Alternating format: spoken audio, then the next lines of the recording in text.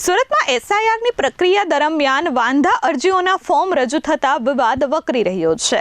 આજે ઉધરસ ભૈયાની ચાલમાં રહેતા અમુક સ્થાનિકો વિરુદ્ધ 7 નંબરના ફોર્મ ભરાયા છે, જેને લઈ તેઓ સુરત પોલીસ કમિશનર કચેરી અને કલેક્ટર કચેરી ખાતે પહોંચ્યા હતા। સુરત શહેરના કરંજ વિધાનસભા વિસ્તારમાં આવેલ વોર્ડ નંબર 14 આંબાવાડી પાટીચાલ ઉધરસ ભૈયાની વાડી LH રોડ ખાતે મતદાર યાદીમાંથી નામ કમી કરવા અંગે ગંભીર વિવાદ ઊભો થયો છે। સ્થાનિક નાગરિકોનો આક્ષેપ છે કે સુનીતા મારવાડી નામની એક વ્યક્તિ જે આ વિસ્તારમાં રહેતી જ નથી, તેણે ફોર્મ નંબર 7 ભરી અનેક લોકોના નામ મતદાર યાદીમાંથી કમી કરવા માટે અરજી કરી છે।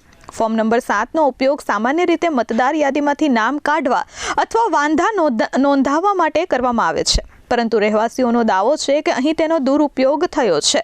આક્ષેપ મુજબ સંબંધિત વ્યક્તિએ વિસ્તાર સાથે કોઈ સીધો સંબંધ ન હોવા છતાં લોકોના મતાધિકાર પર અસર કરે તેવા પગલાં લીધા છે। આ મુદ્દે રોષ વ્યક્ત કરતા સ્થાનિકોએ આજે કલેક્ટર કચેરી ખાતે, પોલીસ કમિશનર કચેરી ખાતે અને અગાઉ પણ વરાછા પોલીસ મથકમાં આવેદનપત્ર આપ્યા હતા અને માંગ કરી હતી કે આવા વ્યક્તિઓ વિરુદ્ધ તાત્કાલિક કાર્યવાહી કરવામાં આવે।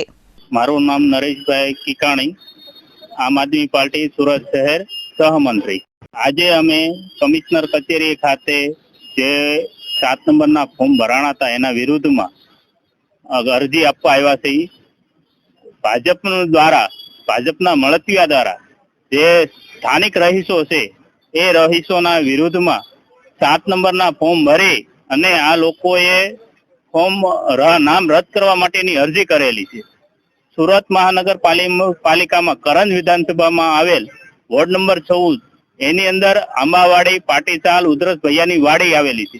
એની અંદર રહેતા રહીશો છેલ્લા 40 થી 50 વર્ષથી ત્યાં રહે છે અને એના નામ વિરુદ્ધ આ જે ભાજપના અસામાજિક લોકો છે તે નામ રદ કરવા માટે 7 નંબરનું ફોર્મ ભરેલું અને કલેક્ટર, કમિશનર, ERO અને આપણા જે સરકારી અધિકારીઓ છે એનો દુરુપયોગ થાય છે, એનો સમય વેડફે છે અને સાથે સાથે નાણાંનો પણ સમય વેડફી રહ્યા છે। ત્યારે એના વિરુદ્ધમાં આ જે રહીશો છે તે અરજી કરે છે કે ભાઈ એની સામે FIR કરવામાં આવે, એની સામે એક્શન લેવામાં આવે અને જનતામાં એક સારો દાખલો બેસાડવામાં આવે, એના માટે અમે અરજી કરવા આવેલા છીએ। જો ઇલેક્શનમાં આ લોકોના નામ રદ થશે, ચૂંટણી કાર્ડમાં નામ થશે, તો જે પુરાવા થયા છે અમે કમિશનરમાં તથા જ્યાં આંદોલન કરવું પડશે ત્યાં આંદોલન કરશું। ઇલેક્શન કમિશનર, કલેક્ટર અને પોલીસ કમિશનરમાં જ્યાં જરૂર પડશે તે રીતના અમે આંદોલન કરી અને પુરાવા સાથે અમે એની રજૂઆત કરશું। यहाँ पर हमारे जितने भी यादी में नाम थे सब कटा डाले वो लोगों ने।